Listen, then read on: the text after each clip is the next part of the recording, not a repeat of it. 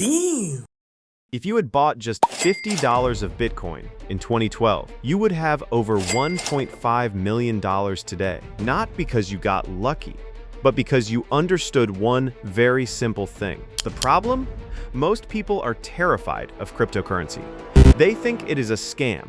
They think it is too complicated. They think they missed the boat. Over the next 15 minutes, I am going to explain exactly how Bitcoin and crypto work so clearly that you will wonder why no one has ever explained it like this before. Welcome to DAM. You have probably heard the word Bitcoin tossed around at a family dinner, spotted it on the news, or watched a friend brag about how much money they made on it. Maybe you nodded along and smiled while secretly having no idea what any of it meant. You are not alone. And after the next few minutes, you will never be confused again. To understand cryptocurrency, you first need to understand the problem it was built to solve. Think about how money works right now. When you send money to someone in another country, your bank calls their bank, which calls another bank in the middle, which finally delivers the funds sometimes 3 to 5 business days later, all while charging fees at every step. And at any point, your bank can freeze your account, reverse a transaction, or simply say no. That whole system ran on one thing: trust.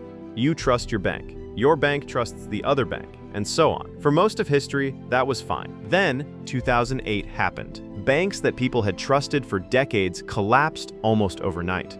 Governments had to print trillions of dollars to bail them out. Ordinary people lost their homes, their savings, their jobs, and the entire world watched the financial system they had been told was unbreakable come very close to falling apart. A year later, in 2009, someone published a solution. I recently started this channel to break down economics in a simple way.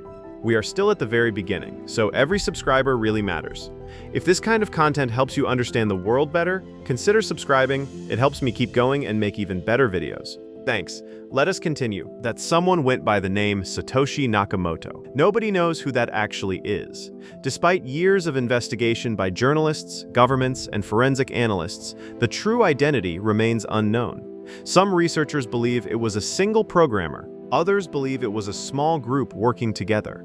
To this day, the person or people behind Bitcoin have never been identified. What Satoshi published was a 9-page document called the Bitcoin White Paper. The idea inside it was simple but radical. What if you could send money directly to another person anywhere in the world without a bank in the middle? No middleman, no waiting days, no fees being siphoned off by institutions. The system would run on math instead of trust. When you send a Bitcoin to someone, that transaction gets broadcast to thousands of computers around the world simultaneously. These computers, called nodes, check that you actually own what you are sending. Once enough of them agree the transaction is legitimate, it gets locked into a permanent record called the blockchain. The blockchain is essentially a public ledger that anyone can read, but nobody can erase or alter. Every single Bitcoin transaction ever made is recorded there permanently. There is no CEO of Bitcoin, no headquarters, no customer support line. The network runs itself through code. That is what people mean when they say Bitcoin is decentralized. There is no single point of control or failure. Here is where Bitcoin gets genuinely interesting. Satoshi hard-coded a rule into Bitcoin that only 21 million coins will ever exist. That is it. No one can print more, not a government, not a company, not even a group of programmers. As of 2026, about 19.85 million have already been mined, which is roughly 94% of the total supply. Compare that to the dollar. Since 2020 alone, the US money supply grew by over 40%. More dollars were printed in a few years than in decades prior. When you print more of something, each existing unit becomes worth a little less. That is inflation eating away at your savings. Bitcoin was designed to do the exact opposite. Its supply shrinks over time through a mechanism called the halving.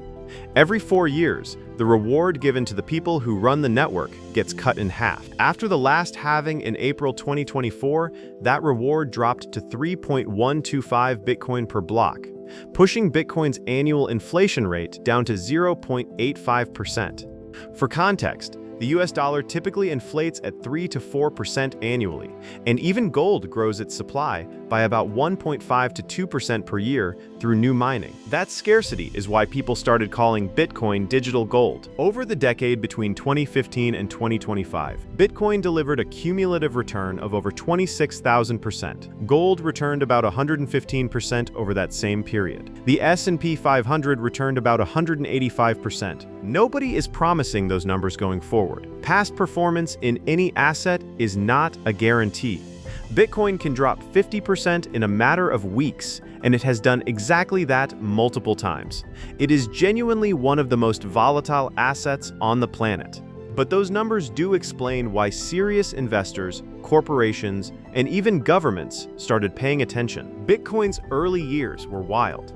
In 2010, a programmer named Laszlo Hanyecz paid 10,000 Bitcoin for 2 pizzas. At the time, that seemed reasonable. As of April 2026, those 2 pizzas would be worth roughly $680 million. Fast forward to 2025, a company called Strategy, previously known as MicroStrategy, holds 713,000 Bitcoin on its balance sheet.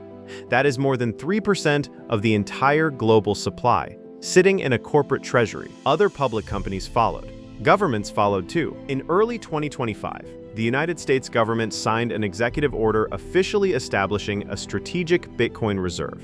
The U.S. holds approximately 200,000 Bitcoin, assets seized through criminal prosecutions over the years, that the Treasury was now ordered to hold long-term rather than sell.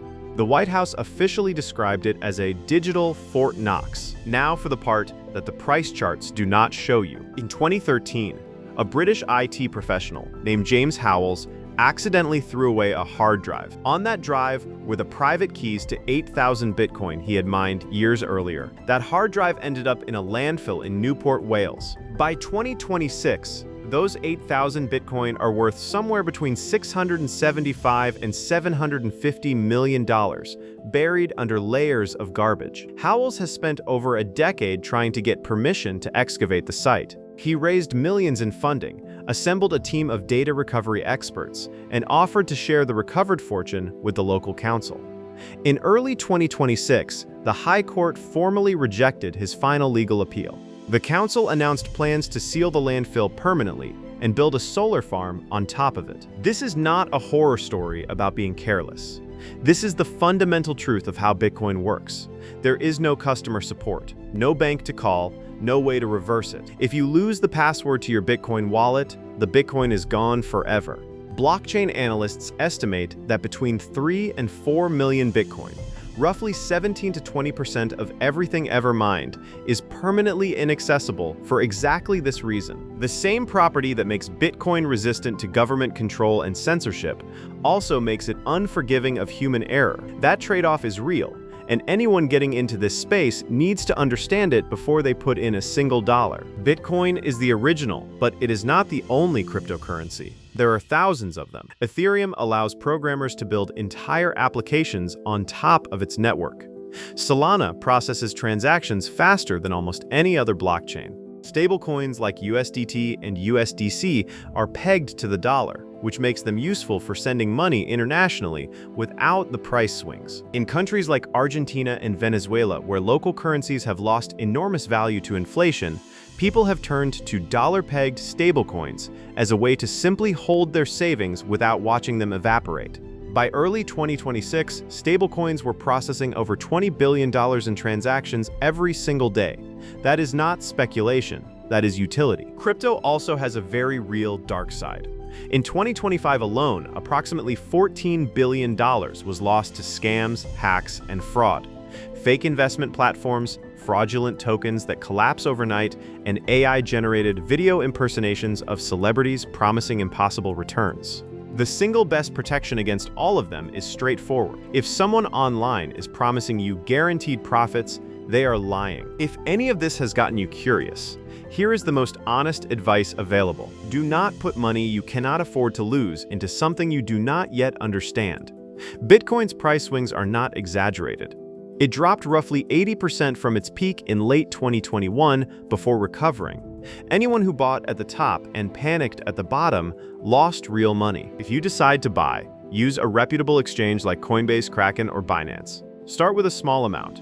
And if you plan to hold long-term, learn how to use a hardware wallet to store your Bitcoin yourself rather than leaving it on an exchange. The collapses of exchanges like FTX showed exactly what can happen when a company is holding your assets and something goes wrong. Cryptocurrency started as a 9-page document written by someone who may not even exist under their own name. It started as a reaction to a financial system that let people down badly in 2008. Whether Bitcoin becomes the global reserve asset that its biggest believers think it will, or whether it settles into something smaller and quieter over the coming decades, the underlying question it raised is not going away. Who controls your money, and what happens when that system fails? That question matters regardless of what you decide to do with your savings. If this video helped you make sense of something that felt overwhelming before, hit that like button. It genuinely helps this channel reach more people who are trying to learn. Subscribe if you want more plain language explanations of the financial topics that actually affect your life. And drop a comment below letting us know what you want covered next, whether that is how to actually buy your first Bitcoin, what Ethereum does differently, or how to spot a crypto scam before it hits your wallet. See you in the next one.